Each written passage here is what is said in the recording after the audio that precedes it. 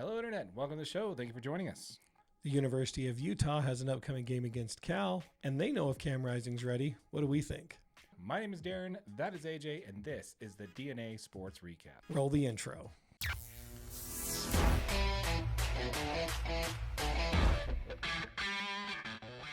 If you are part of the 95% of our audience that is not subscribed, please consider doing so.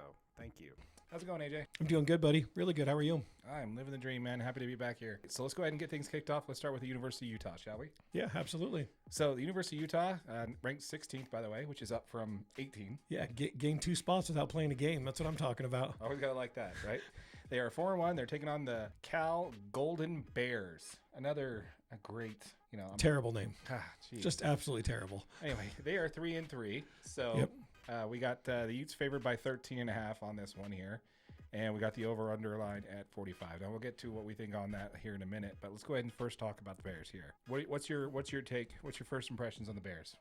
This is going to be kind of a strength versus strength game. Cal has the number 11 rushing offense in the country, and Utah has the number 3 ranked rushing defense in the country. So with those two things being said, this one could be kind of a slugfest. And then obviously depending on what the Utah offense ends up doing.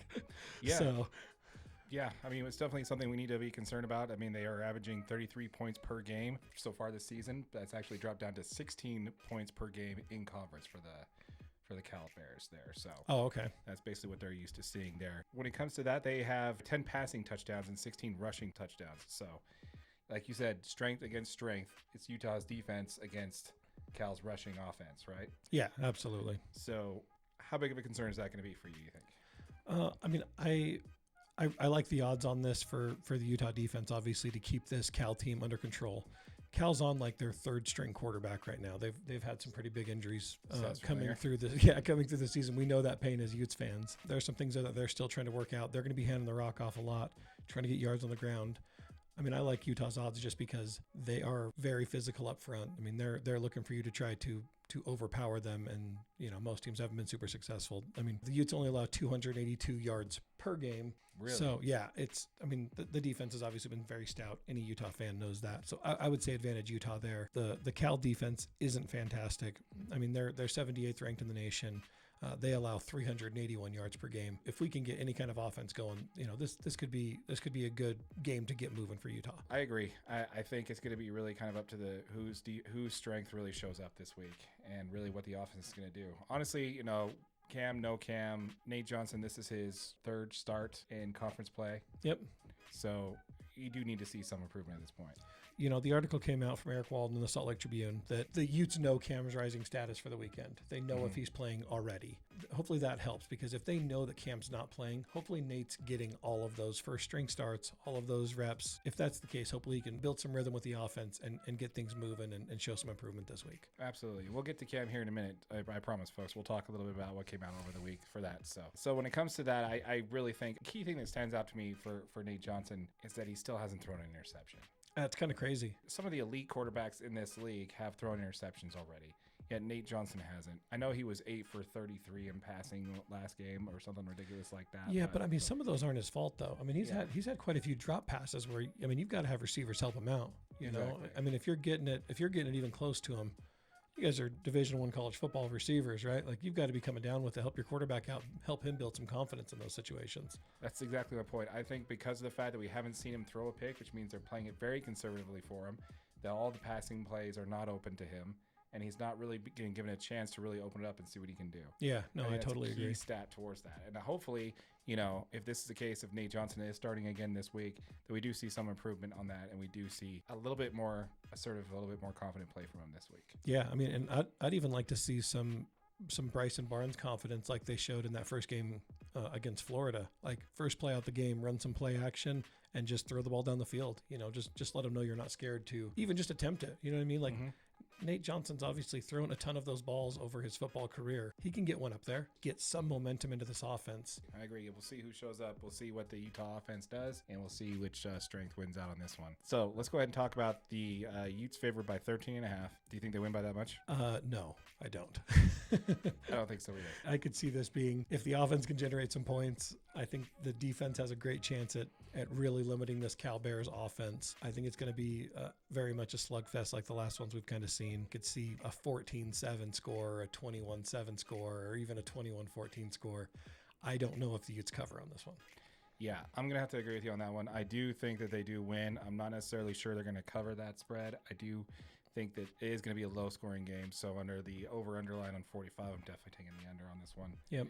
This week, unless Cam Rising's back. Yes. Which is fair. Cam Rising's back. That does change some things there. But yeah, so operating on what we know for right now. Yep, which is Nate Johnson. But let's go ahead and pivot over to that. Let's go ahead and talk a little bit about Cam. So now a few of you guys commented on our last video, obviously because we filmed these and then we edit them and post them later. You know, some news does come out after we film, and we try to make sure that we stay as of the time of recording as much as we can, but sometimes it still doesn't happen. Right. But in this case, since after post-recording, there has been a lot of information that came out about Cam's injury when it comes to what happened to him. So Cam Rising did disclose that wasn't merely just an ACL tear. It has been reported that was also recovering from repairs to his meniscus and the medial collateral ligament, which is the MCL, as well as the medial, basically the MPFL, because I'm not even going to try that. So that's basically another ligament. In other words, there's all kinds of stuff jacked up in there. Everything that's basically holding that kneecap together is basically what you had to have some type of work done on. So that 8 to 10 month timeline that is given for a typical ACL tear, that kind of gives you an idea of what we're actually looking at there. Right. So us Ute fans that were thinking that he was going to be available first week, second week, or when we started Pac-12 play, now we all kind of like realize, okay, the injury was a little bit more severe than we thought. So what I think is funny though is that there is a little bit of information there that came out that, at least we know. It was an article up on the Trib and also on KSL. While we don't know if Cam's ready to start or not, the team does know. Yeah. They did get an update from the medical staff on Monday. They know whether or not Cam is ready to go. And he was asked about that in his press conference, and he said yes. And here's a direct quote from Whittingham on that. If anybody can give me a reason why it would help us win more by announcing it, then I'll tell you everything. But I can't think of one thing. I love the brutal honesty from Kyle Whittingham there. Yeah, you gotta like it, man. You gotta appreciate that. It's just like, no, unless I have a reason to tell you all what we're planning on doing, I don't see a benefit to doing that. Yeah, so. Just because we know doesn't mean I need to tell you. Exactly. Fair enough. So as far as that goes, what's your take? Do you think he starts this weekend or not? I think so. Okay. I think this is the weekend. It's a soft landing spot. I'm an optimistic Utes fan, man. I think this is the week. I think the bye week, he's had plenty of time. I mean, I think if there was an actual target date, this would probably have been the actual date. With the meat of the Pac-12 schedule coming up, you knew you had a bye week. I think this is probably the week that they're actually probably shooting for. I think you try to get him out there and do everything that he can. I think you're more likely to bring him in as a starter and then pull him, after like a quarter or two. I think so, because I think if Cam goes out there, I think he's going to be 100% ready and able to play the whole game. Right. Like they're not going to let him out there and say, your conditioning might be right. Because if his conditioning's not right, I don't think they're going to put him on the field. Right. So I think he's going to have to be 100% ready to go out there on the field. Once he gets there, I think Cam could make this game out of hand very quickly. I mean, I think the Utes could go up 21-28, in a few ensuing possessions. And we know the Utes defense is going to hold. And I think as long as you're a couple scores away, I don't even know if you try to get Cam out of there. I think you just kind of let him get a rhythm, let him keep throwing to the receivers, almost probably to show national media like this is the Utah offense that you guys remember from last year. So I agree. I don't know. I think he starts, and I do think that they probably play safe with him. I don't think they leave him out there with a chance of, any type of injury happening again. So once the game's out of hand, I think they'll probably pass it back over to Nate Johnson. All right, perfect. Well, you got anything else on the University of Utah? Nope, that was what I have, man. I mean, it's going to be a good game. I look forward to it. So we want to know what you think, folks. Please feel free to leave a comment down below. Let us know what you think in regards to, first of all, the over-under, the line there. Do you think the Utes win by 13.5? Do you think the score is going to be higher than 45? Let us know in the comments down below what you think. Do you think Cam Rising starts? We want to know what you think, folks. Let us know in the comments down below. Also, keep in mind, folks, we are doing that giveaway. So once this channel is monetized, we are on the grind to 1,000 subscribers. Currently sitting at 405. Greatly appreciate that, guys. Just another 600 more to go. And we will be giving away $500, $100 to 5 separate subscribers that we will pick at random once this channel is monetized. So make sure that you are subscribed to the channel and stay tuned for more information in regards to that. Absolutely. All right. Well, once again, folks, my name is Darren. That is AJ. And this has been the DNA Sports Recap. Till next time.